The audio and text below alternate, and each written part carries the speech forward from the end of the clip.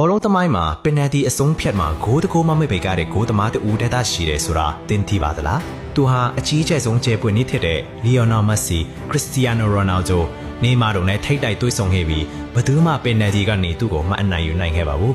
သူဟာအီရောပရဲ့အကြီးဆုံးကလပ်အသင်းချို့မှာကစားခဲ့ပြီးအဓိကဆုဖလားတွေရရှိခဲ့တယ်လို့အရေးအကြီးဆုံးအချိန်တွေမှာလည်းစွမ်းဆောင်ရည်ကောင်းတွေပြသနိုင်ခဲ့ပါတယ်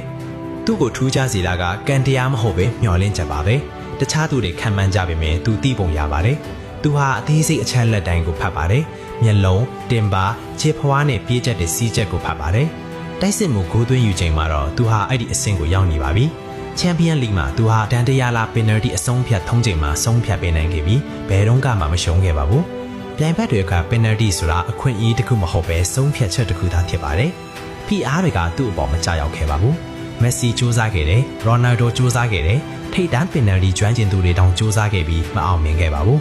ဒီနေ့ထိသူ့ရဲ့စမ်းချိန်ကမထိခိုက်ပါဘူးသူ့ရဲ့ကစားသမားဘဝတစ်ချောင်းလုံးကပင်နယ်တီအဆုံးအဖြတ်မှာဂိုးတကူမှမပေးခဲ့ရပါဘူးစပိန်မှာအီရောပအင်္ဂါနိုင်ငံတစ်ခုမှာသူ့ရဲ့နာမည်ဟာဂိုးလိုင်းမှာတေချားမှုတွေနဲ့အသေးပဲသူဖြစ်လာပါတယ်ကျွန်တော်တို့ဘသူ့အကြောင်းပြောင်းနေလဲဆိုတာသိလား